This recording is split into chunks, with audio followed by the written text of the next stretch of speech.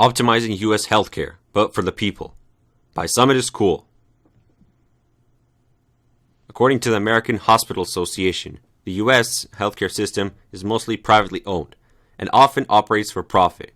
This clearly highlights the fact that most American hospitals and the healthcare industry in general does not focus on raising the quality of the healthcare or making it more available to all layers of society, but instead prefers to make money for itself.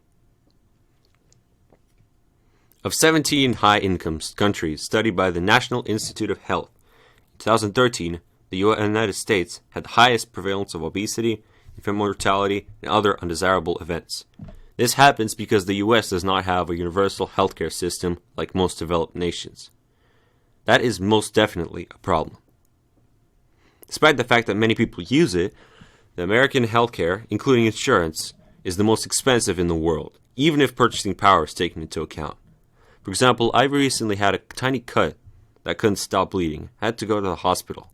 Blood was stopped, but the relatively simple operation cost me $500 with insurance, which amounts to $2,000 per month.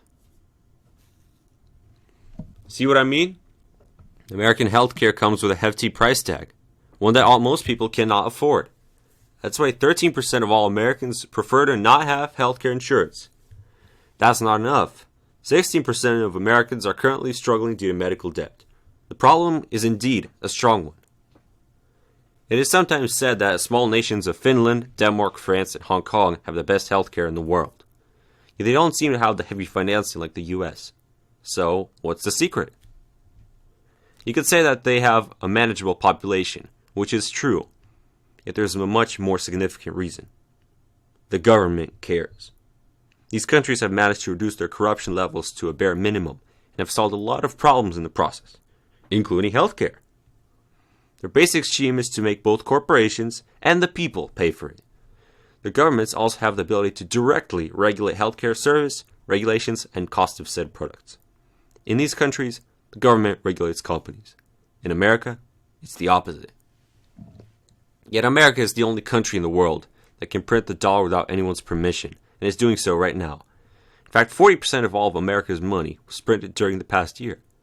America has enough money to overthrow governments, plant military bases all over the world, and build thousands of warships, yet has no money to improve its decaying healthcare system.